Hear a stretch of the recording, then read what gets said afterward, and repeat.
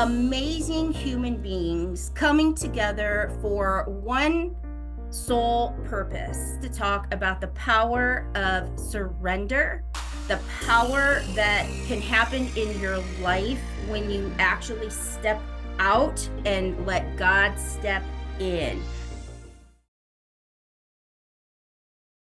I am here. Thank you so much. Hello, welcome, welcome. It is so great to see you. Why don't you tell people where you're tuning in from?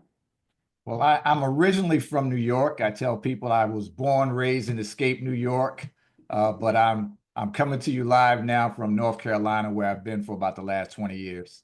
Nice, nice. Well, it is an honor to have you here. And we were able to meet, was that back in Maryland? We were in Maryland, I think, a short while back. And I heard you from stage and I like absolutely amazing. And so you know that today we're here to talk about that surrender moment, pouring hope and inspiration into just, even if it's just one person to make an impact with your story. And what is on your heart to share with us today?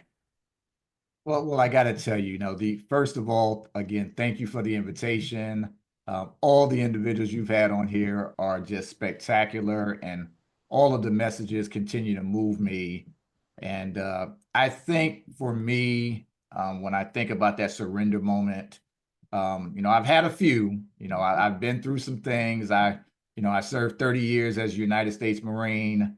Thank you I've for had your multiple service. combat tours, so I've seen some things that people should never have to see and witness some things that people should never have to witness.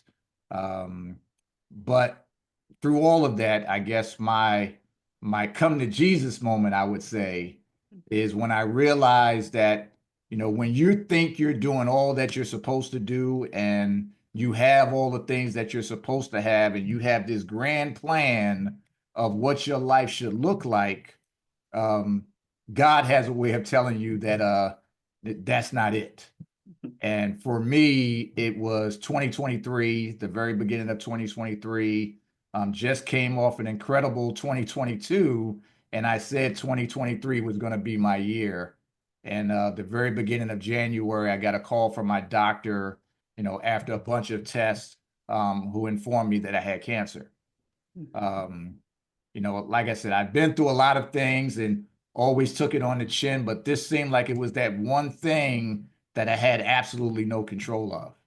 And I had to figure out, or I should say, I had to surrender. Yeah. I had to surrender to our God, give it to Him. I tell people I gave myself one day to sulk and cry. I prayed about it and I did what a good mentor of mine said. I put it in a box called done. Yeah. When Oh, I love that. A I, box called done. We all yes, need one of ma'am. those. I You love that. know, tell people a lot of people pray every day, and every day some people pray for the exact same thing over and over and over. And you have to ask yourself at one point, how many times do you actually have to, ask God for something without you actually believing that He's going to provide it for you? So I say, I gave that prayer up to God to get me through this, help guide me through this, and I left it at that. Um, and here I am now, almost 2 years later.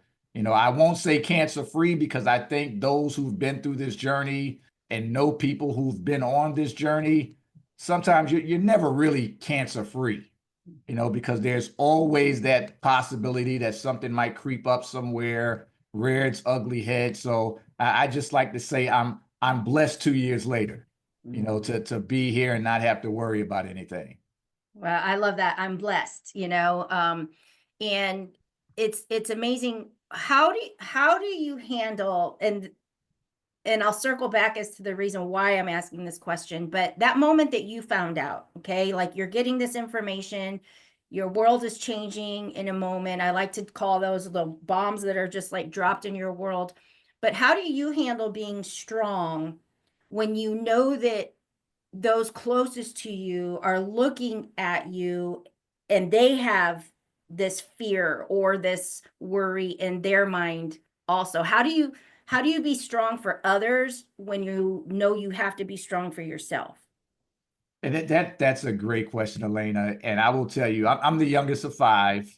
I actually lost my mother in 2008 to cancer. And at the time of my diagnosis, one of my older sisters was going through her journey with Wow. cancer. So even as the youngest, I've kind of always been the strong person of the family.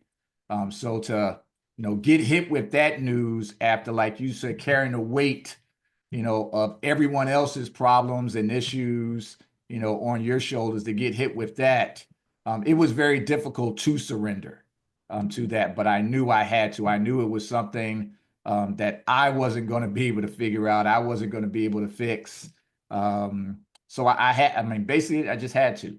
Mhm. There was no way around it. And I just trusted in my faith that everybody would be able to understand. And what I've learned from that was, even though I went through life thinking I was always the strong one, Mhm. um, you find that there are always going to be other individuals to step up Oh, I when you love that. need them the most. That tribe, Michael mentioned it. He has an incredible tribe. I definitely discovered my tribe when I was going through that. And that's when you figure it out when you're going through the tough times. And I love that you say that. Now, because you had a foundation of faith, like this is something I like to call them, like our faith meter or our faith tank, right? And if you hadn't had the strong foundation of faith in that moment, do you think you would have had the same outlook? Absolutely not. Okay. Absolutely not. And my faith has been tested, like I think most people. Mhm. I lost my grandmother who raised me in the church along with my brothers and sisters. Um, and on a time where I had just had my son in 1992, a couple months later, I'm taking my son to visit my grandmother, so she can see her grandchild. And prior to getting there, she decided to go to church for a service. But as I reached my home, my family came outside to inform me that my grandmother had passed away in church. Oh, wow. So that rocked my faith to the core. Mhm. And I will tell you, I stayed away from the church for a long time after that. Not Mhm. because I was mad at God or anything. I just didn't understand how someone who put everything they had into ministry and church on a day-to-day basis, how could you take her in church? Mhm. Um, and I eventually came to the conclusion that that's where she was supposed to go. Yeah. Yeah. I've searched for a church home for years and years after that. And it wasn't until, last year, on a delegation to Kenya, where, you know, hundreds of thousand miles away, I go into a church in Kenya and it immediately felt like home. Wow. So faith can be tested, but again, without that faith, I don't think there's any way I would have made it through that tough struggle. And I love that part of it. And the reason that I asked that question is because when I've looked at some of these things, that they do bring you to your knees and they do break you down, but you can go directly to the point of, God, I don't understand this. I don't know what you're doing here, but I trust. Right. And so I feel like for people that are really low on that faith meter, we need to fill into it every single day so that it's full when those moments come, and you have to kind of borrow from it. I mean, I'm a visual, so I'm kind of like trying to see this tank filled up so that when you're running on empty, you can fill yourself back up. And so how imperative do you think it is for people to begin something today and do every day to fill that faith meter, that faith tank? It's at the top of the list. For me, when I was going through that period after losing my grandmother, after a couple years, one of the things I did in the military is I volunteered to be part of the ceremonial platoon, which we're responsible for, burying our fellow Marines after they are killed or died for some reason.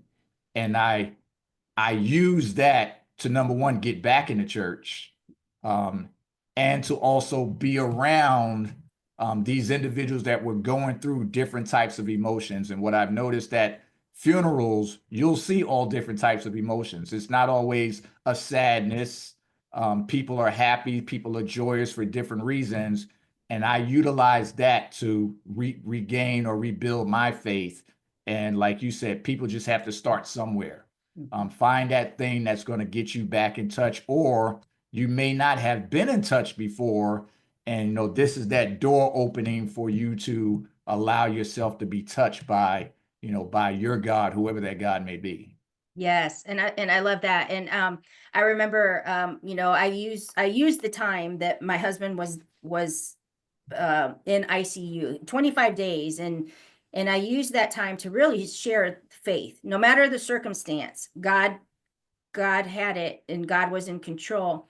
And I remember people saying, like, I haven't prayed to God in so long. Like, I kind of thought he forgot about me, but I'm praying because sometimes when people see you in action, when they see the faith in action, when it's a verb and it's in motion, even while you're going through your difficulty, but you can still present that belief in that faith, it's inspiring. And sometimes we have to show that part. We have to be that for some. And I'm sure as you were going through your, cancer journey, and especially with cancer touching so much of your family, to still hold that faith through all of that, I'm sure you got the question, how can you be thankful through all of this or grateful for something like this? And you're right. And I tell people, I think the greatest thing that you can do for yourself in any situation is to simply acknowledge that it's okay to not be okay. And the greatest form of courage that anyone can have, and individuals touched on it today already, is you have to be able to ask for help. And secondly, you have to be willing to accept help when it's offered to you. And That's a hard one for me. I'm like, it's a I got hard it. one for a lot of I got people. it. I can do it. But I think when you do those things, when you understand that you're not okay and you're going to need that help, you reach out your hand, and the most unsuspecting people will be the ones to be there for you. Amen. So Amen you on just that open one. yourself up for it. Thank you. Thank you so much for spending part of your Saturday sharing with us. And, like I said, guys, we're doing this Surrender to Rise live in Texas.